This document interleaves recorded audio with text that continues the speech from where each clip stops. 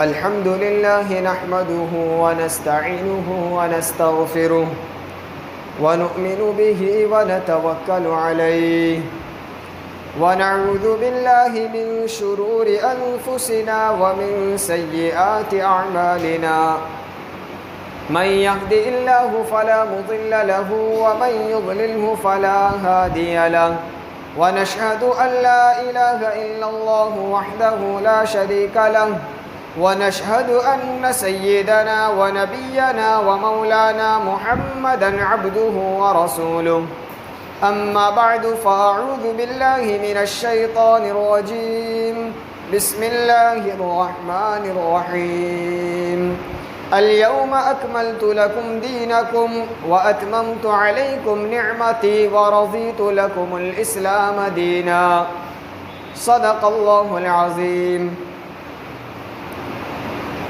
محترم و مکرم میرے ایمانی بھائیوں اور عزیز طلبہ، آج کل اللہ تبارک و تعالیٰ نے جن حضرات کو توفیق عطا فرمائی وہ سفر حج کے لیے روانہ ہو رہے ہیں یا تیاریاں کر رہے ہیں. یہ ایک بہت عظیم الشان عبادت اللہ تعالیٰ نے امت محمدیہ کو عطا فرمائی، اور اللہ تبارک و تعالیٰ اپنی امت میں سے جسے چاہے اپنے اس در خاص پر بلاتا ہے. وہاں امیر و غریب کا فرق نہیں، وہاں کالے گورے کا فرق نہیں، وہاں ملکوں اور نسلوں کا فرق نہیں.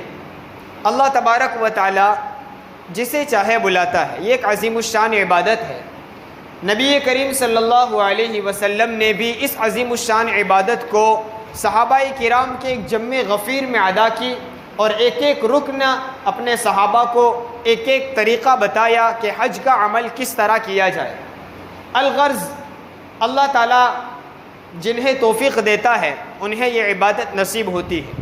لیکن اس میں خاص بات یہ ہے کہ حضرت امام الانبیاء محمد الرسول اللہ صلی اللہ علیہ وسلم نے جب حج کی عظیم الشان عبادت کو عطا فرمایا اور اس عبادت کو انجام دینے کے درمیان صحابہ کرام رضوان اللہ علیہ مجمعین کے تقریباً 1,24,000 یا 1,44,000 کے مجمع میں ایک عظیم الشان خطاب اور تقریر فرمائی، اور اس تقریر میں خاص باتوں کی تعلیم امت محمدیہ کو دی گئی تھی.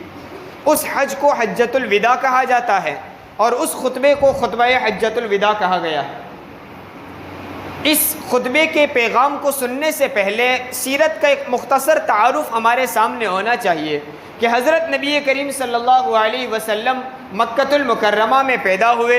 40 سال کی عمر میں آپ کو نبوت عطا کی گئی. نبوت کے بعد آپ 13 سال یعنی آپ کی عمر کے 53 سال تک آپ مکۃ المکرمہ میں مقیم رہے. اور حضور اکرم صلی اللہ علیہ وسلم نبوت ملنے کے بعد اولاً خفیہ طور پر چھپ کر اپنے قریبی رشتہ داروں کو، اپنے دوستوں کو دین اسلام کی دعوت دیتے رہے. یوں 3 سال کا عرصہ گزرا. 3 سال کے بعد حضور اکرم صلی اللہ علیہ وسلم کو عمومی طور پر علی الاعلان اور کھلے اسلام کی دعوت کی اجازت ملی.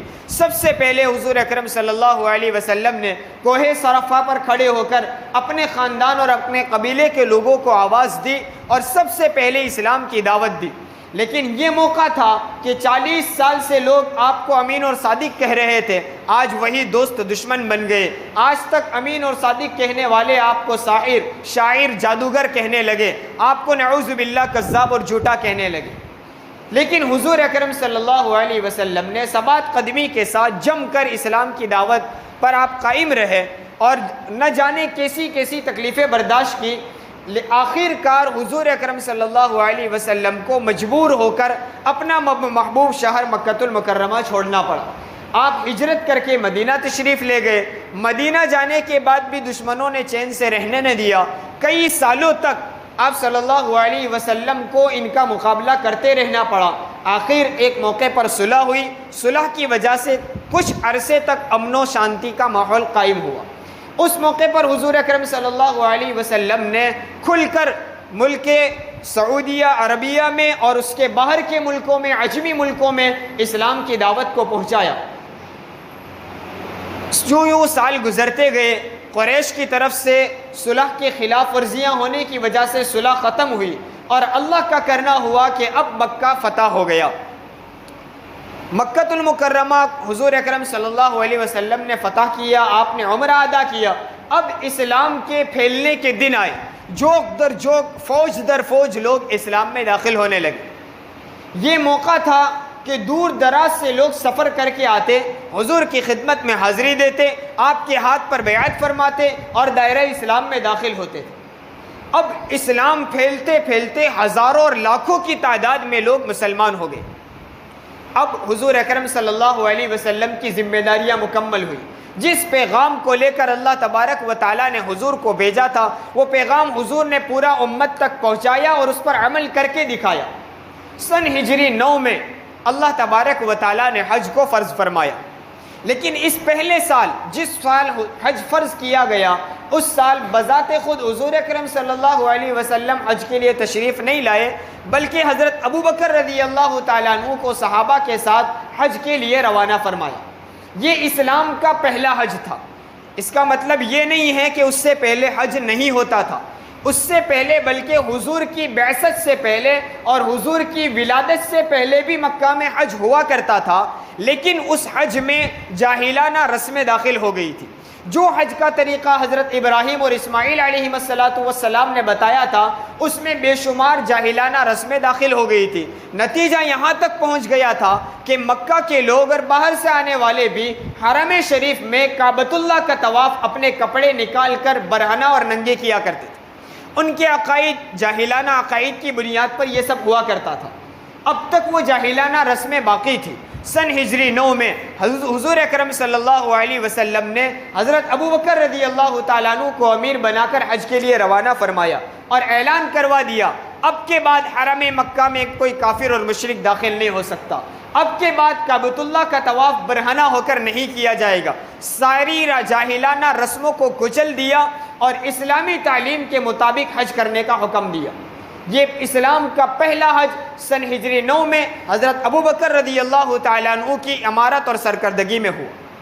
ایک سال گزرنے کے بعد سن ہجری 10 میں بذات خود امام الانبیاء محمد الرسول اللہ صلی اللہ علیہ وسلم نے حج کا ارادہ فرمایا، اور صرف مدینہ نہیں، مدینہ کے اطراف اور اکناف میں ساری جگہوں پر اعلان کروا دیا کہ اس سال حضور اکرم صلی اللہ علیہ وسلم حج کے لیے تشریف لے جا رہے ہیں، جو حضرات آپ کے ہمراہ آنا چاہیں وہ شریک ہو جائیں۔ اعلان پھیل گیا اور حضور کے ساتھ حج کے لیے جانے والے تقریباً 1,24,000 یا ایک روایت کے مطابق 1,44,000 کا مجمع تھا۔ یہ کوئی معمولی مجمع نہیں تھا۔ اس زمانے میں وہ وسائل نہیں تھے کہ امت کے اس عظیم الشان مجمع تک ایک ایک بات کو پہنچایا جائے، نہ مائک سسٹم تھی، نہ انٹرنیٹ تھا، کوئی چیز نہیں تھی، لیکن حضور اکرم صلی اللہ علیہ وسلم نے اپنے ساتھ شریک ہونے والے تمام صحابہ کو حج کا ایک ایک رکن، ایک ایک طریقہ اپنی کوشش بھر ان امت کے اس افراد تک اور صحابہ کے اس مجمع تک پہنچایا۔ اور حضور اکرم صلی اللہ علیہ وسلم کے ارد گرد وہ مجمع، وہ عام مجمع نہیں تھا، وہ صحابہ کا مجمع تھا جو حضور کے ایک ایک طریقوں کو وصول کرتا، ذہن نشین کرتا تھا۔ حضور اکرم صلی اللہ علیہ وسلم نے حج کا پورا طریقہ کر کے بتایا۔ یہ آپ نے اپنی پوری زندگی اللہ کے تمام احکام کو امت تک زبان سے پہنچایا بھی، عمل کر کے بھی بتایا۔ آخری ایک چیز حج کا طریقہ باقی رہ گیا، تو سن ہجری 10 میں حضور اکرم صلی اللہ علیہ وسلم نے یہ عمل کر کے دکھایا۔ اس موقع پر عرفات کے میدان میں 9 ذی الحجہ کے روز حضور اکرم صلی اللہ علیہ وسلم نے ایک عظیم الشان خطبہ دیا۔ یہ آپ کی زندگی کی وہ آخری تقریر اور وہ آخری خطبہ تھا جو اس امت کے ایک عظیم الشان مجمع کے سامنے ہوا۔ اس کے علاوہ آپ کی نجی مجلسیں ہوئی، مسجد نبوی میں وفات سے 2 دن پہلے آپ کی مجلس ہوئی، لیکن یہ ایک عام مجمع کے سامنے حضور نے ایک آخری خطبہ دیا، اور اللہ تعالیٰ کی طرف سے حضور اکرم صلی اللہ علیہ وسلم کو اطلاع دے دی گئی تھی کہ اب کے بعد آپ کے سامنے امت کا یہ بڑا مجمع اور آپ کی موجودگی، یہ موقع آئندہ کبھی آنے والا نہیں۔ حضور اکرم صلی اللہ علیہ وسلم تو ہر وقت متفکر رہتے تھے اپنی امت کو ہدایت پر لانے کے لیے، اور اس کی ہر وقت کوشش کرتے رہتے تھے۔ جب حضور کو یہ آخری موقع دیا ہو اور اتنا بڑا مجمع آپ کے سامنے موجود ہو، ظاہر سی بات ہے اس خطبے میں اور اس تقریر میں حضور نے وہ خاص باتیں کہی ہوگی جن پر عمل کرنے سے امت کا ہر فرد ہدایت پر آ جائے۔ اس موقع پر حضور اکرم صلی اللہ علیہ وسلم نے خطبے کی ابتدا میں فرمایا کہ اب کے بعد آئندہ سال ممکن ہے کہ میری اور آپ کی اس طرح کی موجودگی اور ہمارا اس ساتھ جمع ہونا ممکن نہ ہو۔ وہ صحابہ کا مجمع تھا، عشاق رسول کا مجمع تھا، حضور کی وہ بات ان کے کانوں سے ٹکرائی، دل دہل گئے، کلیجے منہ کو آنے لگے، رونے لگے کہ اب کے بعد حضور اکرم صلی اللہ علیہ وسلم کی موجودگی ہمارے درمیان بہت مختصر ہے۔ اس خطبے میں حضور اکرم صلی اللہ علیہ وسلم نے ایک بات فرمائی کہ مسلمان کا خون، مسلمان کی عزت اور مسلمان کا مال اسی طرح حرام ہے جس طرح آج کا دن یوم عرفہ اور جس طرح یہ مہینہ ذوالحجہ اور جس طرح یہ سرزمین مکۃ المکرمہ کی زمین تمہارے لیے حرمت والی ہے، بس اسی طرح مسلمانوں کا مال حرمت والا، احترام والا ہے، مسلمانوں کی عزت تمہارے لیے احترام والی ہے، اور مسلمانوں کا نفس اور ان کی جان اور ان کا خون تمہارے لیے اسی قدر احترام والا ہے۔ حضور اکرم صلی اللہ علیہ وسلم کے خطبے کی ایک اہم ترین بات یہ تھی کہ مسلمانوں کی عزت کا احترام کیا جائے، مسلمانوں کے مال کا احترام کیا جائے، مسلمانوں کی جان کا احترام کیا جائے، ان کی جانوں سے کھلواڑ نہ کیا جائے، کسی کا ناحق خون نہ بہایا جائے، کسی پر ظلم و ستم نہ کیا جائے، کسی کا ناحق مال وصول نہ کیا جائے، کسی کی عزت نہ اڑائی جائے، کسی کا مذاق نہ اڑایا جائے، استہزاء نہ کیا جائے۔ یہ حضور نے اپنی زندگی کے یہ آخری خطبے میں امت کو پیغام دیا تھا۔ ہمیں اپنی زندگیوں پر غور کرنا ہوگا، ہمیں اپنے معاشرے کو دیکھنا ہوگا۔ گھر گھر جھگڑوں کی آگ سلگی ہوئی ہے، باپ بیٹوں کے درمیان جھگڑے، بھائی بھائی کے جھگڑے، پڑوسی پڑوسی کے جھگڑے، لڑائی جھگڑے روزمرہ کی عادت بن چکی ہیں۔ حالانکہ حضور اکرم صلی اللہ علیہ وسلم آخری تقریر میں ہمیں یہ سمجھا کر گئے ہیں، مسلمان کا احترام کرنا، ان کی عزت سے کھلواڑ نہ کرنا، ان کا خون نہ بہانا، ان کے مال کے ساتھ مذاق نہ کرنا۔ یہ حضور کی آخری تقریر کا پیغام تھا۔ پھر حضور اکرم صلی اللہ علیہ وسلم نے اس خطبے میں ایک بات یہ فرمائی کہ آج کے بعد سارے امور جاہلیت کو میں اپنے قدموں تلے رونتا ہوں۔ اس تعبیر کو سن کر ہمیں سمجھ جانا چاہیے کہ حضور اکرم صلی اللہ علیہ وسلم اس جاہلیت کے دور سے اور اللہ اور اس کے رسول کی منشا اور مزاج کے خلاف طریقے اپنانے سے آپ کو کس قدر نفرت تھی۔ آپ نے فرمایا جاہلیت کی رسموں کو میں اپنے قدموں تلے رونتا ہوں۔ یہاں آ کر بھی تھوڑی دیر ہم رک جائیں اور ہم اپنے معاشرے، اپنے معاملات کے سارے امور پر غور کر لیں کہ کیا ہمارے سارے معاملات، ہمارے سارے پروگرام، ہماری ساری میل جول اور ہماری سارے معاملات اسلامی شریعت کے مطابق ہے، یا وہی طریقہ ہم اپناتے ہیں جو کفار مکہ دلیل دیا کرتے تھے کہ ہمارے آباء و اجداد کا طریقہ چلا رہا ہے۔ ہماری شادی بیاہ، ہمارے یہاں کسی کا انتقال اور میت ہو جائے یا کسی بھی قسم کا خوشی یا غم کا موقع ہو تو اس وقت ہم قرآن و حدیث کو مقدم کرتے ہیں یا اپنے آباء و اجداد کی طرف سے آنے والی رسم و رواج کو ترجیح دیتے ہیں۔ حالانکہ حضور اپنی آخری تقریر میں ہمیں یہ سمجھا کر گئے ہیں کہ جاہلیت کی ساری رسموں کو میں اپنے پیروں تلے لوٹنا چاہتا ہوں۔ آج کے لوگ یوں سمجھتے ہیں کہ ہمارا دور ایک ترقی یافتہ دور ہے، ہم ماڈرن زمانے کے لوگ ہیں، ہم پرانی باتیں نہیں کرتے، ہم روشن خیال ہے۔ ارے روشنی کا دور وہ تھا کہ جس دور میں حضور اکرم صلی اللہ علیہ وسلم نے آ کر صحابہ کی وہ تربیت کی اور وہ خیر القرون کا دور وجود میں آیا اور وہ روشنی والا دور وجود میں آیا کہ کل تک جن عورتوں کو جوئے میں رکھا جاتا تھا، ایک آج تک کسی اور کی بیوی ہے، جوئے میں ہارنے کی وجہ سے دوسرے کی بیوی بن گئی۔ حضور نے آ کر عورت کو عزت دی، اس کا مقام دیا۔ آج تک عورت کو پیروں تلے روندا جاتا تھا، حضور اکرم صلی اللہ علیہ وسلم نے عورت سے محبت کرنا سکھلایا۔ کل تک یتیموں کا مال بے دریغ کھایا جاتا تھا، آج حضور اکرم صلی اللہ علیہ وسلم نے آ کر یتیموں کے حقوق دلوائے۔ یہ روشنی کا دور وہ تھا جو خیر القرون کا دور تھا۔ اب ہمیں غور کرنا چاہیے کہ کیا جس دور سے ہم گزر رہے ہیں، جہاں فتنہ فساد ہے، جہاں ناحق خون بہایا جاتا ہو، جہاں خون ریزی کی جاتی ہو، جہاں عورتوں کی عصمت دری کی جاتی ہو، جہاں چھوٹوں پر رحم نہ کیا جاتا ہو، جہاں بڑوں کا احترام نہ کیا جاتا ہو، جہاں گالی گلوچ عام ہو، کیا اس دور کو روشنی والا دور کہا جا سکتا ہے؟ کیا اس دور کو ترقی یافتہ دور کہا جا سکتا ہے؟ وہ دور اصل میں ترقی یافتہ دور وہ تھا جو حضور اکرم صلی اللہ علیہ وسلم ہمیں دے کر گئے تھے۔ صحابہ کرام رضوان اللہ علیہم اجمعین کی جو زندگیاں تھیں وہ روشنی والا دور، وہ خیر القرون کا دور تھا۔ ہمیں پھر سے اس دور کی طرف آنا ہے۔ لوگوں کے تانے برداشت کر کے ہمیں اسی اٹل اور ثبات قدمی کے ساتھ اس پر جمنا اور اپنی نسلوں کو جمانا ہے کہ صحیح ترقی یافتہ دور 1400 سال پہلے تھا، آج ہم اس سے دور ہو گئے اور اب ہم تنزلی کی طرف جا رہے ہیں۔ ترقی پانے کے لیے پھر سے ہمیں 1400 سال پرانی تاریخ دورانی ہوگی۔ یہ حضور اکرم صلی اللہ علیہ وسلم نے جہالت کو وہاں ختم کیا تھا، لیکن پھر ہم اسی جہالت کے دور اور اسی رسم و رواج کی طرف پڑھ رہے ہیں۔ اسی خطبے میں حضور اکرم صلی اللہ علیہ وسلم نے فرمایا تھا کہ آج کے بعد تمہارے درمیان کسی ایک کو دوسرے پر کوئی فضیلت نہیں، نہ نسلوں کی بنیاد پر کسی کو فضیلت حاصل ہو سکتی ہے، نہ کالے گورے ہونے کی بنیاد پر، نہ شہروں اور ملکوں کی بنیاد پر، نہ خاندان اور قبیلوں کی بنیاد پر۔ ہاں، اگر کسی کا مقام اللہ کے یہاں بڑا ہو سکتا ہے تو وہ صرف تقوی کی بنیاد پر۔